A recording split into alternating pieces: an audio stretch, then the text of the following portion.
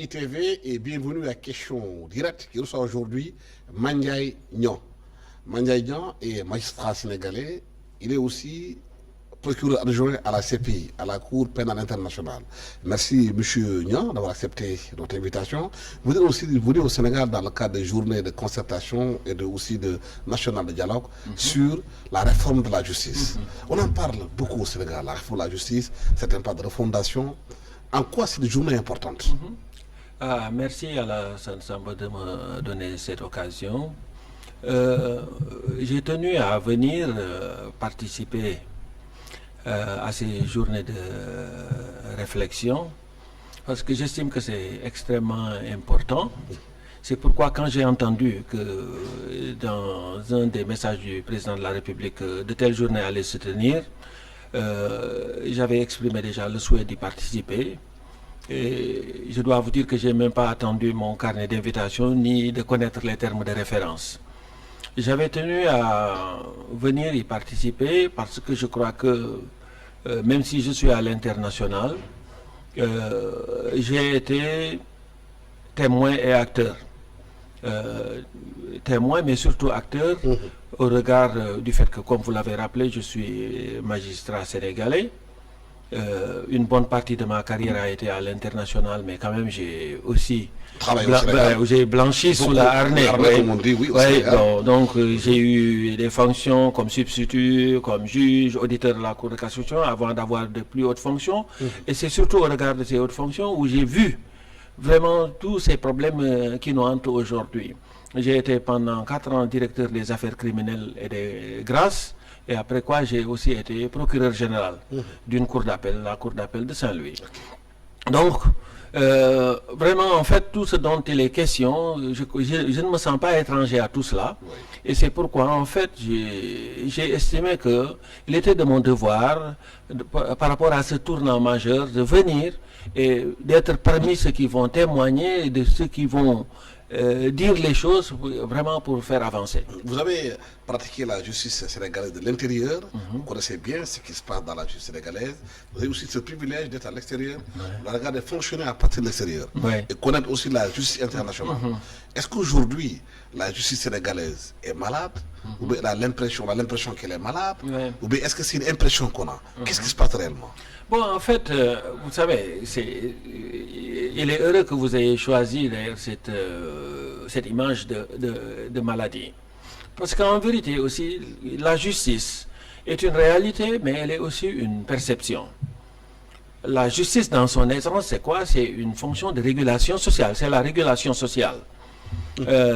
Bon, au regard et là je ne parle pas seulement de perception, mais au regard de tout ce qu'on a traversé, y compris ces dernières années, à l'évidence, on peut dire effectivement que notre justice connaît des problèmes. Il y a eu des problèmes. Bon, est-ce que maintenant, cela veut dire qu'il faut la jeter aux orties? Je dirais non. Je dirais qu'il y a quand même des fondamentaux. Nous avons les acteurs judiciaires qui font partie quand même des mieux formés. Et ça, je peux en attester pour avoir parcouru l'Afrique et le monde. Nous avons de bons acteurs, mais effectivement, et ça, nous n'en avons pas l'exclusivité, mais c'est le Sénégal qui nous intéresse. Effectivement, des dysfonctionnements, il y en a. Des dérives, il y en a eu. Est-ce qu'on peut les régler? Je crois que oui. Mais pourquoi il y a une mauvaise perception de la justice par les citoyens? Pourquoi les citoyens sénégalais considèrent que dans ce pays, il y a 2 catégories de personnes? Ceux qui sont les hauts d'en haut, qui peuvent tout se permettre, et ceux qui sont en bas, dès qu'ils font des fautes, ils sont sanctionnés, alors certains sont protégés. Oui, bon, en fait, je crois que c'est aussi, il y a, et ça quand même, ça ne date pas d'aujourd'hui, et ça n'est pas propre au Sénégal. Et ça, je peux en attester, comme je vous ai indiqué, pour avoir été directeur des affaires criminelles et de grâce, il y a beaucoup de composantes de la justice, mais il y a une composante qui intéresse certains profils, notamment les riches ou les politiciens. Quand vous regardez la proportion que ça occupe dans la distribution de la justice, on aurait pu dire que c'est presque marginal. Mais il y a un tel focus que c'est à cette aune que nous sommes jugés. Et donc, je pense qu'en fait, même si c'est une sorte de miroir grossissant, malheureusement, c'est au regard de la façon dont ces choses-là sont traitées qu'il y a ce problème de perception. Oui, parce que beaucoup de Sénégalais estiment que tous les jours, les citoyens ordinaires sont envoyés en prison pour avoir fait des infractions, sont des fois jugés, on n'en parle pas. Mais quand il s'agit des politiciens ou des hommes riches, ça devient pratiquement la plus grosse information qu'on donne aux populations. Bon. Et certains citoyens ont l'impression que justement, que ces politiciens, c'est des hommes riches, c'est des privilégiés, ils bénéficient de tout. Eux, ceux qui sont en bas, les gagnent peu, sont sanctionnés. Oui, non, en fait, bon, il y a cette réalité, mais comme je dis, il y a aussi ce miroir grossissant. Et ça, c'est pas seulement à l'image de la justice. Et je veux dire, regardez votre télévision, regardez la presse écrite, regardez... Quand on parle de scandale, en vérité, en fait, on a beau s'en défendre, mais nos sociétés sont inégalitaires. À tel point que les scandales qui intéressent le plus, c'est le scandale de l'homme politique, c'est le sort qui a été réservé à un homme religieux ou à un homme très riche. Et ça, on le voit partout. Bon, ceci dit, maintenant, je crois que s'il y a une différence de traitement, ça doit nous alerter pour voir aussi comment est traité le citoyen lambda, le citoyen ordinaire. Et qu'est-ce qu'il y a quelque chose à améliorer dans le traitement de ce citoyen lambda. Et je crois que c'est tout le sens, en fait, de tous les programmes d'amélioration de la justice. Je pense que tout le monde a besoin d'être traité également, parce qu'en fait, parmi les fictions sur lesquelles la République repose, c'est la fiction de l'égalité. Bon. Ça reste une fiction, mais il nous appartient d'y mettre un contenu. Ça doit être un effort de tous les jours. Il y aura toujours des inégalités, ne serait-ce que par rapport aux avocats. L'homme pauvre peut ne pas avoir à se payer les frais d'un avocat très bon. Est-ce que l'État peut y pourvoir dans une certaine mesure, mais dans d'autres non? Cela veut dire qu'il y aura toujours cette part d'inégalité, mais il nous appartient de regarder et vraiment de niveler. C'est-à-dire que c'est à l'aune de cet effort de nivellement aussi qu'on doit nous juger. Si on regarde sur le plan international aujourd'hui, Donald Trump, c'est l'ancien président des États-Unis, qui est très fort, qui est très riche, qui est attrait devant la justice américaine aujourd'hui pour des choses qu'il a commises, il est en train de juger. Mais les Sénégalais, ils ne rien à l'idée de voir un ancien président du Sénégal devant une juridiction au Sénégal. Parce qu'on a l'impression qu'ils bénéficient d'une impunité totale ou bien qu'ils sont protégés pour tout ce qu'ils auront pu faire. En tout cas, ça ne s'est jamais passé dans notre pays. Et ça donne l'impression aux Sénégalais que les présidents peuvent faire ce qu'ils veulent. Ils s'en vont en France, au Maroc, ailleurs, rien ne l'arrive. Bon, en fait, non, je pense qu'il faut peut-être remettre les choses dans leurs proportions. Ce qui est en train d'arriver à Donald Trump, c'est une première dans l'histoire d'une république qui a plus de 300 ans. Bon, donc, nous, on parle de 4e président. Donc, du point de vue du cheminement... Mais l'aspiration de la justice, elle est partout. Elle est ressentie par tout le monde. L'aspiration de la justice, qu'on soit américain, sénégalais, irlandais, les gens veulent avoir la même chose quand on rend la justice à quelqu'un. Non, ce que je veux dire, c'est que nous avons la possibilité d'avoir la même chose. Bon, nous avons un système constitutionnel qui est, à certains égards, différent du système américain. Mais dans notre système qui est l'héritage du droit français, le président de la République jouit d'une immunité tant qu'il est en exercice. Et même ensuite, quand il n'est plus en exercice, pour les actes auxquels sa fonction a été rattachée, on ne peut pas le poursuivre. Bon, il y a... non, en fait, mais ça, c'est notre Constitution qui le dit. Est-ce qu'il faut réformer la Constitution? Oui, non, mais en fait, je n'en avais pas fini parce que même dans notre Constitution actuelle, il y a quand même l'infraction de haute trahison qui est possible. Mais ensuite, le président, comme les ministres, etc., restent des citoyens ordinaires après leur fonction et pour des actes qui n'étaient pas liés à leur fonction. Donc, en fait, il y a toute une série de distinctions à faire. Mais, ceci fait, la possibilité qu'ils soient des justiciables, elle est là. Bon, bien entendu, vous savez, dans toute république maintenant, c'est-à-dire qu'à un moment de crise, on regarde nos textes et on les interroge. Mais au moment où ces textes étaient mis en œuvre aussi, il y avait d'autres intérêts protégés. Et ça aussi, il faut savoir les regarder. Imaginez le schéma dans lequel un président de la République, il a dit, fait un discours, on lui sert une citation directe pour lui demander de venir répondre devant le tribunal à tout propos et par le tout venant. Ça ne pourrait pas être tenable. Je pense qu'il y a des équilibres à faire. Et ça, c'est des choix, effectivement. Et ce n'est pas que le président de la République. Moi qui vous parle, je suis magistrat. Les magistrats bénéficient de privilèges de juridiction. Il y a eu d'autres corps aussi qui l'ont demandé, comme le barreau, et même dernièrement les greffiers. Bon, est-ce que ça doit être toujours comme ça? Non. Mais ça, c'est des choix qui ont été faits, bon, qu'on peut revisiter, bien entendu. Il y a le débat au Sénégal aujourd'hui, c'est les fonds Covid qui ont été mis en place. Il y a eu des audits qui ont été faits. Il y a eu l'OFNA qui a été saisi. Il y a des dossiers qui sont là.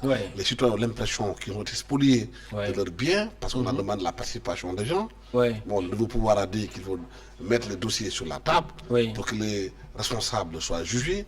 Mais l'impression que les Sénégalais ont de façon globale, c'est que ceux qui gèrent le denier de l'État sont rarement punis.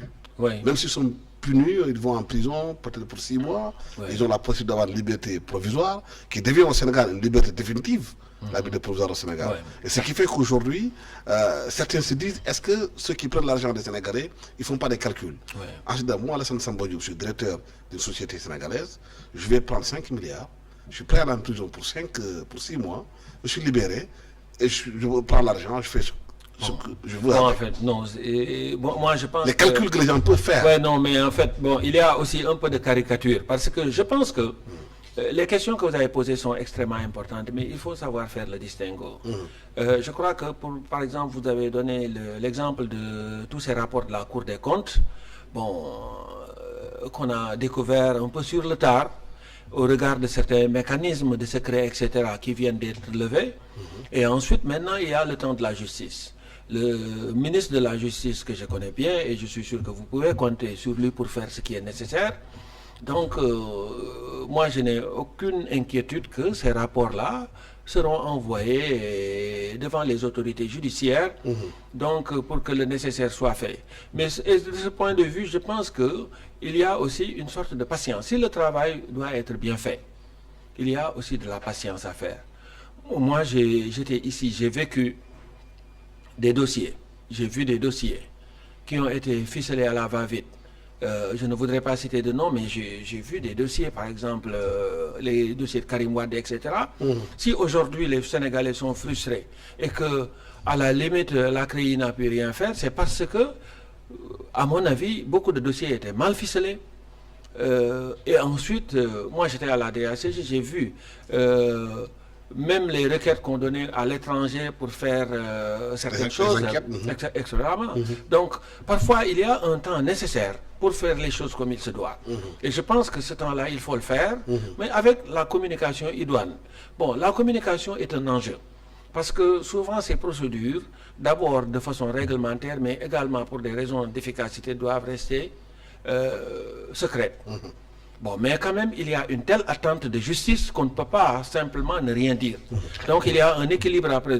Et ce que je veux dire ici, c'est que parfois, moi, j'ai eu à travailler, par exemple, sur des dossiers de l'IGE. Mais c'est des dossiers que vous ne pouvez pas juger immédiatement.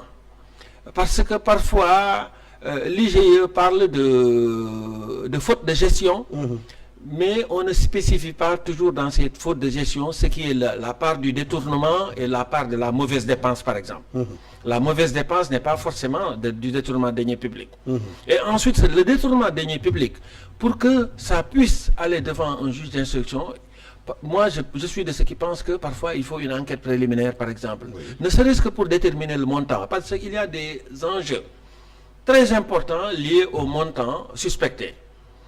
Et parce que c'est les remboursements. Et c'est là où je dis que maintenant, il faut faire la part des dérives. Dans l'état actuel de nos textes, quand on est poursuivi pour détournement de deniers publics, on ne s'en sort pas aussi facilement. Bon, sauf si vraiment c'est des accusations fallacieuses. Mais quand c'est des accusations sérieuses, vous gardez prison et vous n'en sortez pas tant que vous n'aurez pas remboursé Et ce n'est pas n'importe quel remboursement, c'est le remboursement de l'intégralité des Oui, montants. mais le Sénégal, c'est un pays assez curieux. Vous le contrevez avec moi. Il y a eu des gens qui ont détourné de l'argent dans ce pays-là, qui a été établi, mais qui sont partis se réfugier quelque part, Ouais. protégés par certains marabouts. C'est aussi la spécificité du Sénégal. Le pouvoir politique, des fois, semble être totalement titanisé par rapport à cette poursuite. Ouais. Ouais, non, en fait, ça, je vois bien de quoi vous parlez. Et je pense que maintenant, nous sommes à un tournant où, en vérité, je crois qu'il faut que les Sénégalais prennent leurs responsabilités. Et ça, c'est pas seulement les autorités politiques. Est-ce qu'il doit y avoir des bastions où la loi s'arrête à la porte ou pas? Moi, je pense que de ce point de vue, ça ne devrait pas exister. Et tout ce que cela requiert, c'est que, en fait, les acteurs prennent leurs responsabilités et leur courage aussi. À mon avis, il y a des fonctions, on ne peut pas les faire si on n'a pas un minimum de courage. Ce minimum de courage, c'est de faire ce que la loi dicte. Bon, bien entendu, il y a en fait des réalités sociales. Je ne dis pas que il faut juste fermer les yeux et faire comme si de rien n'était. Mais en fait, il y a toute une communication. Par exemple, moi, jeune substitut, etc., je ne sais pas le nombre de personnes qui viennent. Et parfois, il y a même des choses, on les impute aux marabouts. Ce n'est pas les marabouts. Oui. C'est souvent des intermédiaires, des boknègues ou d'autres gens. Moi, je les ai vécus quand j'étais tout jeune magistrat. Et puis ensuite, d'autres. Et ça, ce n'est pas aux antipodes de la justice. Moi, je vois mal, même un chef religieux, son talibé ou quelqu'un a commis des infractions, en fait, qui compromettent le développement de la nation. Mais je pense que l'autorité, au besoin, doit pouvoir communiquer avec cette autorité pour lui dire, voilà, et voilà, votre talibé pour qui vous demandez un service, voilà ce qu'il a fait et voilà ce que la loi a prévu. Mais est-ce qu'on parle, quand on parle Et ça, on l'a fait. Beaucoup de gens l'ont fait. d'indépendance de la justice, Oui. est-ce que c'est dû à la personnalité de la personne qui juge? Est-ce que c'est elle qui doit être indépendante ou bien c'est les lois qui doivent être indépendantes? Bon, en fait, bon, c'est une combinaison. C'est-à-dire que c'est difficile de les séparer. Et ensuite, bon, moi je pense que il y a les textes et les garanties qui sont données. Il y a aussi le contexte. Il y a aussi le facteur humain individuel. Donc tout cela s'imbrique.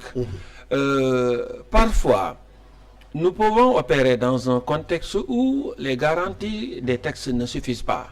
Parce que les personnes sont fragilisées d'une façon ou d'une autre par rapport au pouvoir de nomination ou d'affectation. Mais il y a parfois des cas où, même si cela n'existe pas, c'est parce qu'on attend des faveurs ou parce qu'on a peur, on ne fait pas ce qui est nécessaire. Bon, donc je pense que c'est un enchevêtrement de tous ces facteurs et je crois que c'est en cela que c'est important de donner d'abord des garanties statutaires, mais ensuite de créer un environnement. Parce qu'en vérité aussi, c'est un problème de comportement des acteurs de la justice et aussi des interlocuteurs. Moi, je pense qu'il y a ce minimum de bonne foi, il y a ce minimum de vouloir faire ce qui est juste aussi. Et bon, maintenant, l'autorité politique, toute autorité politique, y compris même celle qui vient d'arriver, il arrivera un moment où des choses vont commencer à les contrarier. Bon, maintenant, là aussi, moi je pense que c'est là où c'est important d'avoir en fait des contre-pouvoirs, des jeux de contre-pouvoirs, des magistrats organisés, parfois, et qui se sentent défendus.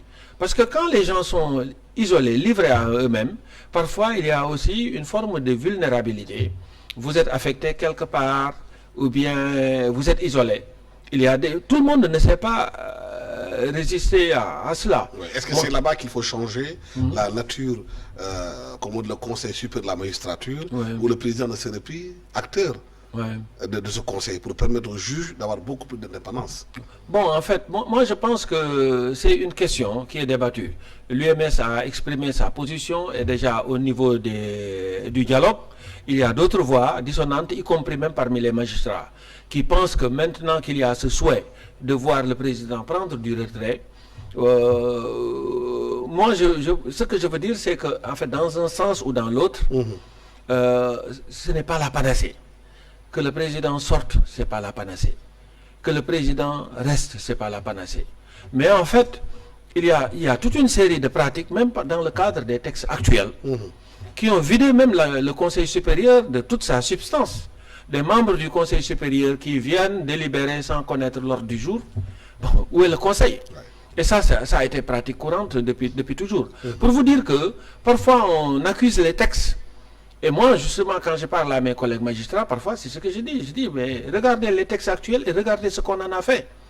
Et donc, vouloir discuter en fait d'un changement de texte qui même n'a pas été utilisé dans ce qu'il offre, est-ce que améliorer le texte là va nous amener loin? Je pense que non.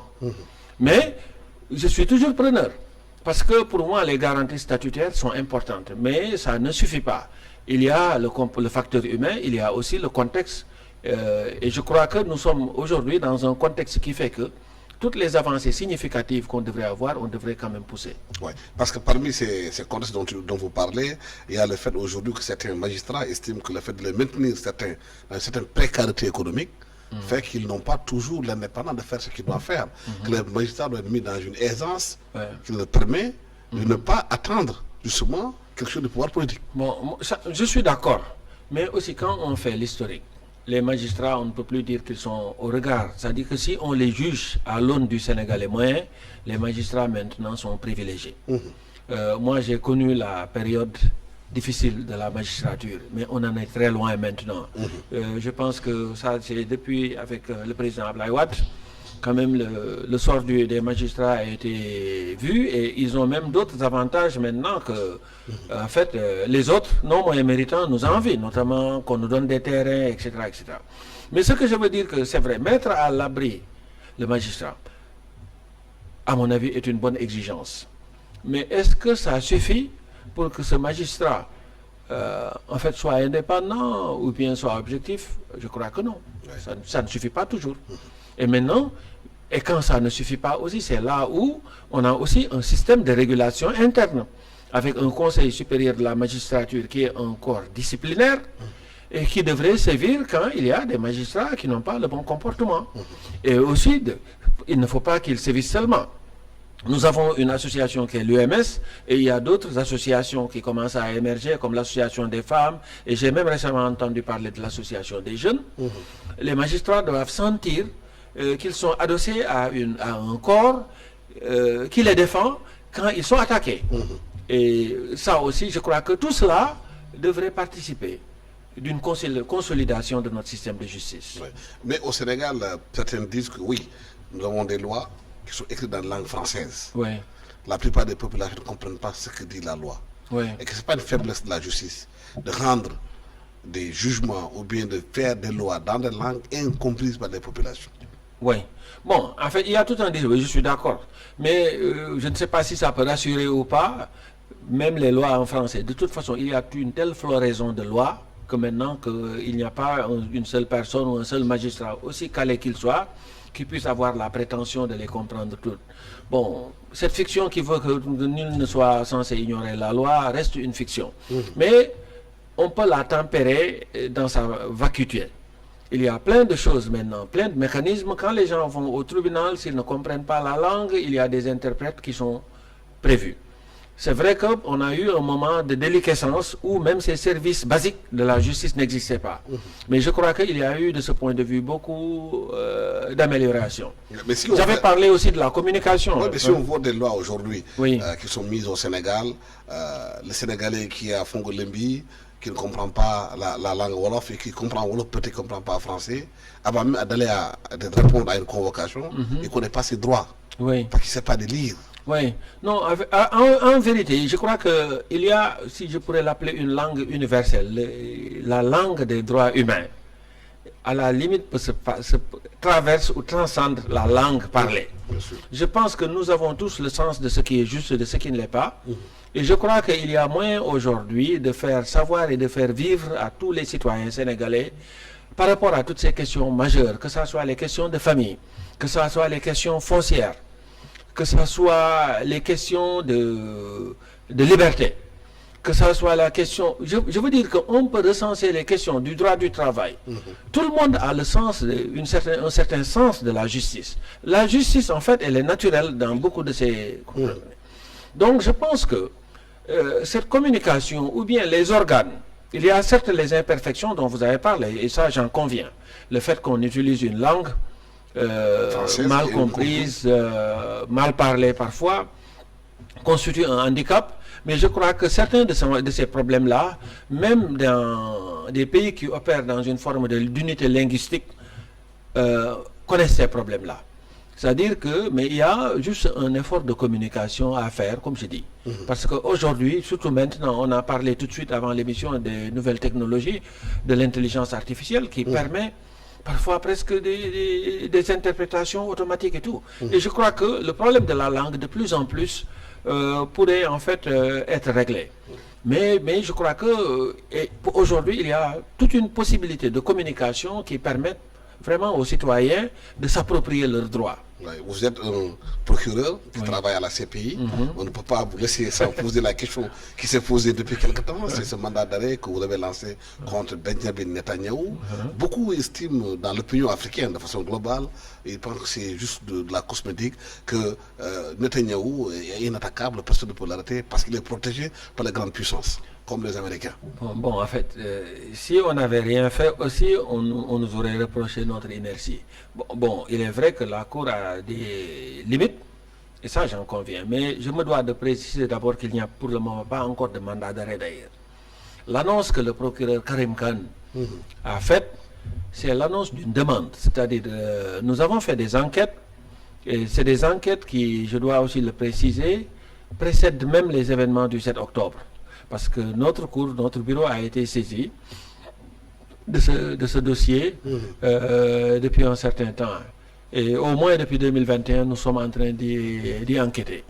Bon, bien entendu, ce qui s'est passé après le 7 octobre, sans conteste, constitue une sorte d'accélérateur de l'histoire et de nos enquêtes aussi. Et donc, je crois que dans leur premier aboutissement, le procureur a estimé qu'il y avait suffisamment matière à voir que des crimes de guerre ont été commis. Et il en a saisi les chambres. Donc il appartient aujourd'hui aux juges de la chambre préliminaire de voir les mérites de notre demande pour décerner ces mandats d'arrêt. Parce que les gens ont constaté que les Américains n'ont jamais signé la charte de Rome qui crée la CPI. Donc étant quelque part des gens qui protègent les Israéliens comme Benjamin Netanyahou, que cette affaire n'ira pas loin. C'est juste pour contenter l'opinion. Bon, en fait, non, je crois qu'il ne faut pas le présenter comme ça. Il faut le présenter comme une cour. La rue qui pense comme ça. Oui, mais on nous a donné un mandat, et ce mandat nous a été donné par les États membres, l'Assemblée des États membres, dont le Sénégal. Et aujourd'hui, nous avons exactement 124 pays membres de cette convention, de ce traité de Rome qui a créé la CPI. Et ce que je dois expliquer aussi, c'est que normalement, notre compétence suit le périmètre de ces États. Mais il y a des cas où nous pouvons nous saisir d'autres choses que des États membres. Israël n'est pas État membre. Mais la Palestine qui a été reconnue État par l'ASP, donc qui est État membre de la CPI, a pu nous saisir de choses qui se passent sur notre territoire. Et à partir de ce moment, si ces allégations touchent même des ressortissants de pays non membres, ça nous donne compétence. Le Conseil de sécurité aussi, quand il estime qu'il y a une menace contre la paix sérieuse ou que la paix a été perturbée quelque part, sur cette base, peut nous saisir. Et ça nous donne compétence indépendamment du fait que l'État en question est membre ou pas. Donc nous avons un potentiel de saisine qui est assez riche et étendu. Bon, maintenant, vous touchez ce point qui est le problème maintenant du sort qui peut être réservé aux décisions que nous pouvons être appelés à prendre. Bon, oui, la CPI maintenant n'a pas une force de police qui lui est propre. Elle va compter sur les États pour exécuter. Bon, maintenant, certains États peuvent ne pas exécuter, comme vous dites, comme les États-Unis. Mais n'oubliez pas que toute l'Europe occidentale est membre de la CPI. Donc, même ces gens qui pensent parfois que les mandats d'arrêt qu'on décerne ne sont que du papier qui ne vaut même pas la peine, en fait, qui n'ont même pas la valeur de ce papier, bon, en fait, quelque part, ils se détrompent. Et la preuve, c'est justement la réaction de tous ces ceux qui ont été visés par les mandats d'arrêt, que ce soit en Russie ou ailleurs. Et que la précaution qu'ils prennent maintenant à voir où ils vont voyager. De ne pas voyager. Ouais. Éviter ces Ouais. pays-là. Ouais. Donc, moi, je pense que ne serait-ce qu'à cet égard, C'est dissuasif. on ne peut pas dire que c'est pour rien. Et ensuite, moi, je pense que quelqu'un m'a interpellé par rapport à cela, avant-hier. Vous voyez, en Afrique, cette universalisation de la CPI aussi est une bonne chose. Pendant longtemps, même si moi, je n'étais pas d'accord avec ceux qui critiquaient la CPI de ne se focaliser que sur l'Afrique, moi, je pense qu'il y avait des choses à régler en Afrique. Et c'était à la demande de ces États que la CPI le faisait, et c'était normal. Mais je percevais, comme ces gens, cette gêne à nous voir désignés comme les moutons noirs du monde, comme les seuls qui semblent avoir des problèmes. Et donc, à cet égard, voir la CPI maintenant s'intéresser à d'autres États aussi lointains que la Géorgie, que la Colombie ou le Venezuela, et maintenant la Russie et l'Ukraine, la Palestine, je pense que c'est un élément d'universalisation pour montrer en fait que le mal n'est pas seulement africain. Quelqu'un disait qu'un poète, Amadou Lamine Sall, que ce n'est pas la justice qu'il faut réformer, mais les hommes. Ouais. Les hommes politiques qu'il faut réformer. Bon, les hommes. Moi, je crois que je n'ai aucune difficulté à être d'accord avec lui. Et moi, je crois que j'ai souvent eu à le dire, et pas seulement à le dire, à le pratiquer. Vous voyez, on parle beaucoup de réformes, notamment au Sénégal. Et je crois que d'ailleurs, on en parle beaucoup au niveau du dialogue. Et on réforme même des textes qui n'ont aucun problème, qu'on n'a jamais réellement bien appliqués. Et je ne suis pas sûr que même en les réformant, on ne leur donnera pas le même sort. Mais par contre, ce qui est remarquable, c'est que même avec des textes mauvais, même avec des textes hétéroclites, et des gens bien intentionnés, et des gens avec une bonne expertise, je crois que la magie peut opérer. Donc je suis absolument d'accord avec ça. Merci infiniment, Ouais. Mandiaye Niang, d'avoir été avec nous sur ce plateau de ITV à Question Directe. Je rappelle que vous êtes magistrat sénégalais, vous êtes procureur adjoint à la CPI, à la Cour pénale internationale, que vous faites la fierté de beaucoup de Sénégalais pour le travail immense que vous faites dans cette juridiction. Merci d'avoir été avec nous sur ce plateau de ITV à Question Directe. Merci à toute l'équipe technique qui m'a accompagné pour la réalisation de cette émission. Merci, au revoir.